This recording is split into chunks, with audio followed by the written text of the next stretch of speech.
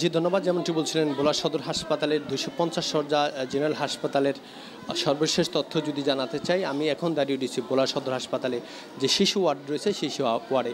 এখানে এসে যে তথ্যটুকু আমরা পেলাম, অর্থাৎ এখানে যে শিশুরা রয়েছে শিশুরা কিন্তু মারাত্মকভাবে কিন্তু আক্রান্ত হয়েছে, অর্থাৎ বিভিন্ন রোগে ডায়রিয়া এবং শিশু নিউমোনিয়া সহ বিভিন্ন রোগে আক্রান্ত হয়েছে। আক্রান্ত হওয়ার পর এখানে যে রোগীর যে স্বজনরা আছে তারা কিন্তু তাদের এখানে এসে কিন্তু ২৫০ শয্যা হাসপাতালে এসে কিন্তু ভর্তি করার পর থেকে কিন্তু তারা অনেক বিপাকে রয়েছে।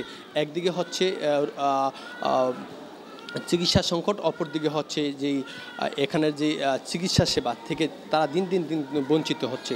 এখানকার যারা রুগীরা রয়েছে রুগীদের স্বজনদের সাথে কথা বলছি। স্বজনদের সাথে কথা বলে আমরা যে তথ্যটুকু পেলাম, অর্থাৎ ভোলার চরপোষণ, দুলাত খান, লালমোহন বিভিন্ন জায়গা থেকে এখানে এসে কিন্তু চিকিৎসা নিতে আসা রুগীরা কিন্তু তা হয়রানির শিকার হচ্ছে। অপরদিকে এখানের যে স্বজনদের যে অভিযোগগুলো রয়েছে, ভোলা সদর হাসপাতালে যতটুকু রকম চিকিৎসা দেওয়ার কথা আসলে ঠিক মতো তারা কিন্তু চিকিৎসা পাচ্ছে না। তাদের অভিযোগগুলো এই জনবল হাসপাতাল কর্তৃপক্ষের অভিযোগগুলো জনবল সংকটের কারণে কিন্তু এই সমস্যাগুলো হচ্ছে।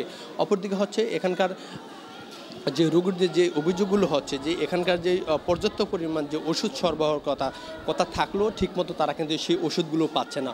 অপরদিকে ভোলা সদর হাসপাতাল একবার বলতে গেলেই চলে যে ভোলা সদর হাসপাতালটি অসুস্থ, এখানে রুগী অসুস্থ না বলে এমনটি দাবি করছে এখানকার, অর্থাৎ রুগীর সাথে যারা স্বজনরা আছে স্বজনদের।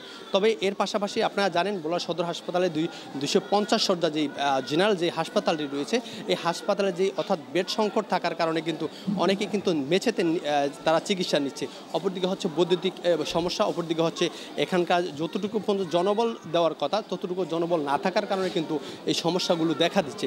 এর পাশাপাশি এখানকার যে ডায়রিয়া এবং শিশু ওয়ার্ডের যে পরিস্থিতি, এই পরিস্থিতি যদি একটু দেখাতে চাই, এখানের একবারে যে হাসপাতালে আসা যে রুগী বা রুগীর সাথে যে স্বজনরা রয়েছে স্বজনরা কিন্তু একের পর এক হাসপাতালের কর্তৃপক্ষের কাছে অভিযোগ করো কোনো সরও হয়নি। এর পাশাপাশি এখানকার স্বজনদের অভিযোগগুলো যদি ভালোভাবে যদি চিকিৎসা দেওয়া হয় তারা বা অন্য জায়গায় তারা চিকিৎসা নিতে তারা যেত না।